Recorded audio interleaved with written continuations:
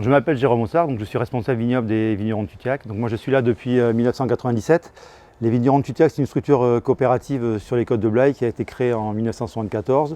Aujourd'hui, ça représente 5000 hectares de vignes, 500 vignerons sur les appellations Bourg, Blaye et Bordeaux.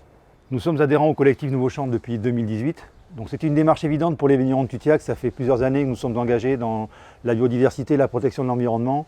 Aujourd'hui, ça représente à Tutiac 400 hectares de vignes. Nous pratiquons une agriculture responsable. Pour nous, c'est important d'intégrer toutes les étapes de la production, en passant de la plantation jusqu'à la vinification. Pour garantir un vin zéro résidu de pesticides à la consommation, nous mettons en œuvre un grand nombre de bonnes pratiques agricoles.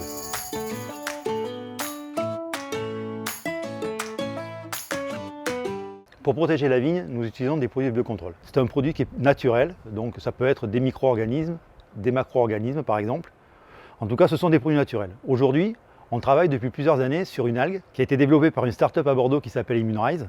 Donc l'idée, c'était de dire, l'algue, c'est un organisme qui a traversé les temps. Donc on considérait que ce produit-là, il avait une résistance et sûrement des capacités à survivre. Et on s'est aperçu qu'il avait une capacité à protéger la vigne contre le mildiou. En tant que produit de biocontrôle, et c'est clair que c'est un élément important parce qu'aujourd'hui, la seule solution qu'on a qui s'offre à nous, c'est le cuivre. Et ça permettrait de remplacer le cuivre.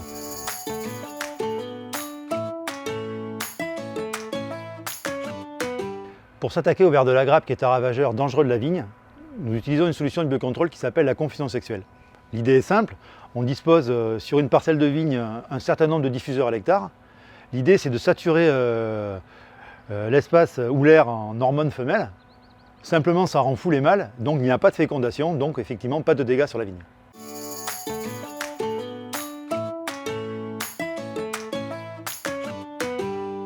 Autrefois, nous ne disposions pas d'outils d'aide à la décision type station météo de la vigne pour identifier les risques du milieu de la vigne. Il faut savoir que la pluviométrie, l'hygrométrie, la température est un élément important dans le développement de cette maladie. Aujourd'hui, grâce à cet outil, nous sommes capables de diminuer de manière considérable l'utilisation de pesticides en vigne.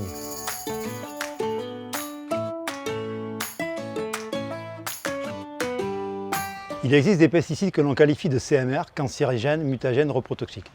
Nous, les vignerons de Tutiac, nous n'utilisons plus ces pesticides depuis de nombreuses années, ce qui est le cas des vignerons du collectif Nouveau Champ engagés dans la démarche zéro résidu de pesticides. Grâce à ces bonnes pratiques agricoles, nous sommes capables de produire des vins zéro résidu de pesticides.